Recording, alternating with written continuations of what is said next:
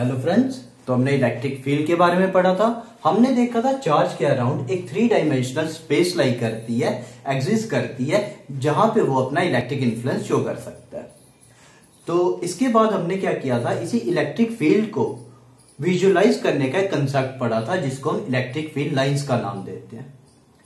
अब इसके बाद हम देखेंगे इलेक्ट्रिक फील्ड की स्ट्रेंथ डाइपोल के अराउंड किसी पॉइंट पे कितनी होगी, वो फाइंड करने का मेथड देखेंगे। तो इससे पहले हमें पता होना चाहिए इलेक्ट्रिक डाइपोल क्या होता है। तो जो हमारा टॉपिक है आज का वो है इलेक्ट्रिक डाइपोल। Electric dipole. तो पहले डाइपोल देखो, तो ये दो वर्ड्स को मिला के बना हुआ है, डाई और पोल को। डाई मतलब डबल और पोल मतलब पोलैरिटी। तो अगर किसी भी चीज की डबल पोलैरिटी है तो हम उसको डाइपोल बोलेंगे। तो मतलब एक एंड पे यहां पे लाई करता होगा पॉजिटिव चार्ज और दूसरे पे लाई करेगा नेगेटिव चार्ज। ये हम डिटेल में देखेंगे। अब देखो इसकी डेफिनेशन क्या बनी इलेक्ट्रिक डाइपोल की, तो वो हम बोलेंगे it is a system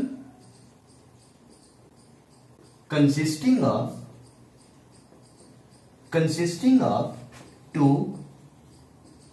equal and opposite charges।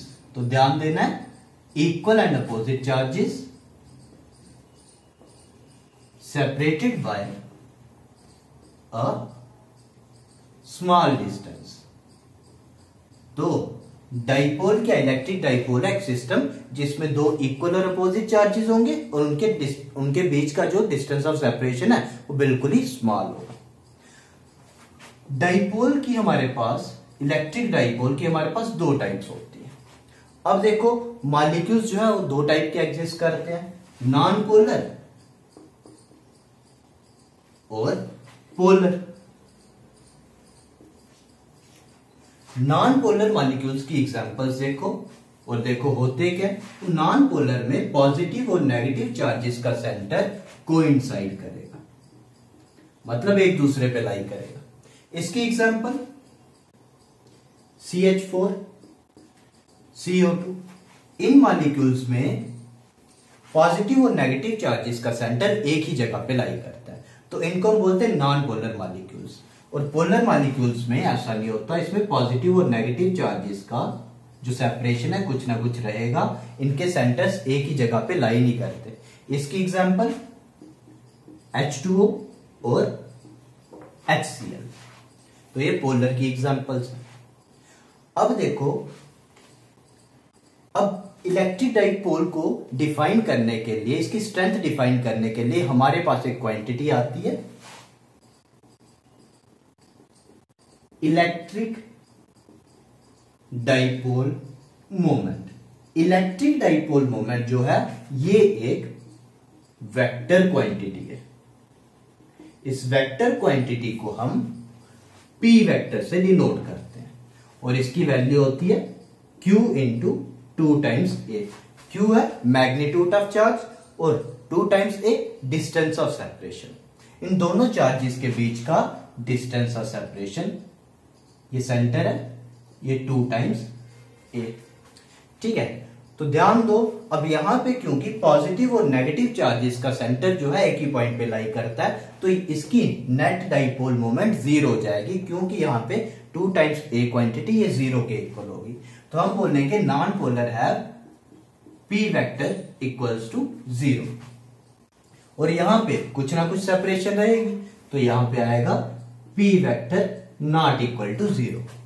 But हम आगे देखेंगे, जब हम क्या करेंगे, नॉन पोलर मॉलिक्यूल्स को कुछ इलेक्ट्रिक फील्ड सप्लाई करेंगे, तो पॉजिटिव और नेगेटिव चार्जेस जो हैं ये थोड़े से सेपरेट हो जाएंगे।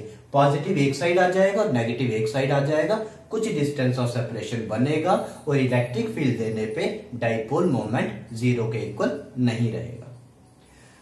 इसके बाद इलेक्ट्रिक डाइपोल मोमेंट जो है हमने पढ़ा इसके इक्वल, तो इसके यूनिट्स क्या होंगे, इसके यूनिट्स होंगे चार्ज के कूलम और डिस्टेंस के मीटर्स। और डायमेंशंस, इसकी डायमेंशंस क्या होंगी, चार्ज, ठीक है, करंट इनटू टाइम, तो A1 T1 और मीटर L1। तो डायमेंशंस बनी L1 A1 T1, या L1 T1 A1 कैसे भी लिख सकते हो। तो ये इलेक्ट्रिक डाइपोल मोमेंट होता क्या है? इलेक्ट्रिक डाइपोल मोमेंट किसी भी पॉइंट पे हमें डाइपोल की स्ट्रेंथ के बारे में बताएगा। ये एक वेक्टर क्वांटिटी है जो P vector equals to Q cross 2 times A के इक्वल है। इसके यूनिट्स हैं कूलम मीटर और डायमेंशंस आगे L1 T1 A1।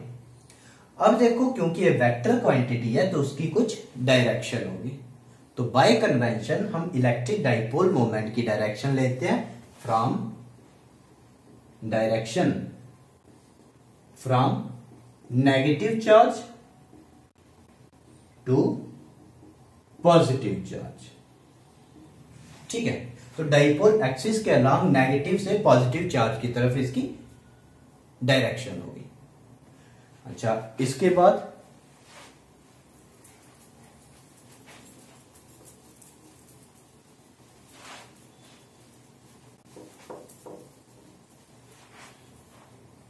Ideal dipole क्या होता है? आइडियल डाइपोल क्या है? जैसे हमने देखा, ये एक पॉजिटिव चार्ज, ये एक नेगेटिव चार्ज, जिनके बीच का डिस्टेंस ऑफ सेपरेशन बहुत ही कम है। ये इसका सेंटर है, ये डिस्टेंस ऑफ सेपरेशन है ट्वाइस ए। इसको हम बोलते हैं सेंटर ऑफ डाइपोल।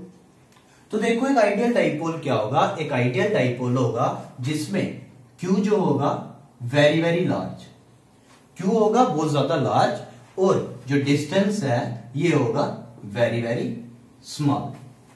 Q इसमें बहुत ज्यादा बड़ा होगा और R इसमें बहुत ज्यादा स्मॉल होगा। मतलब Q हम बोल सकते हैं टेंड्स टू इंफिनिटी और distance of separation tends to 0।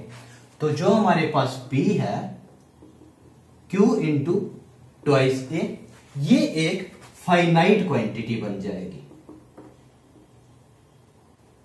तो इसकी कुछ फाइनाइट वैल्यू आएगी और इसको हम बोलेंगे आइडियल डाइपोल। तो आइडियल डाइपोल वो है जिसमें डिस्टेंस ऑफ सेपरेशन लगभग 0 के आसपास होता है और चार्ज की वैल्यू बहुत ज्यादा बड़ी होती है। इसलिए डाइपोल मोमेंट जो होगा उसकी कुछ फाइनाइट वैल्यू होगी और ये कहलाएगा आइडियल डाइपोल।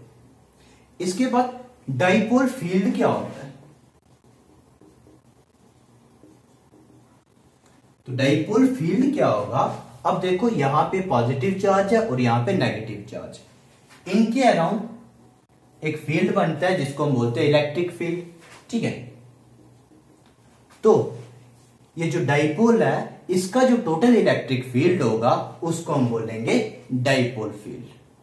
तो ये था डाइपोल फील्ड, मतलब पॉजिटिव और नेगेटिव चार्ज का अपना इलेक्ट्रिक फील्ड, उन दोनों को जोड़ के जो टोटल इलेक्ट्रिक फील्ड बनेगा वो होगा डाइपोल फील्ड। तो हमारे पास ये था डाइपोल क्या होता है, पोलर और नॉन पोलर मॉलिक्यूल्स क्या होते हैं, किस तरह से वो डाइपोल बनाएंगे। इसके बाद डाइपोल मोमेंट क्या होता है, उसके यूनिट्स डायमेंशंस क्या होते हैं, आइडियल डाइपोल क्या होता है और डाइपोल फील्ड क्या होता है। नेक्स्ट हम स्टार्ट करेंगे डाइपोल के एक्सियल और इक्वेटोरियल पॉइंट पे इलेक्ट्रिक फील्ड की स्ट्रेंथ कैसी होगी। Thank you.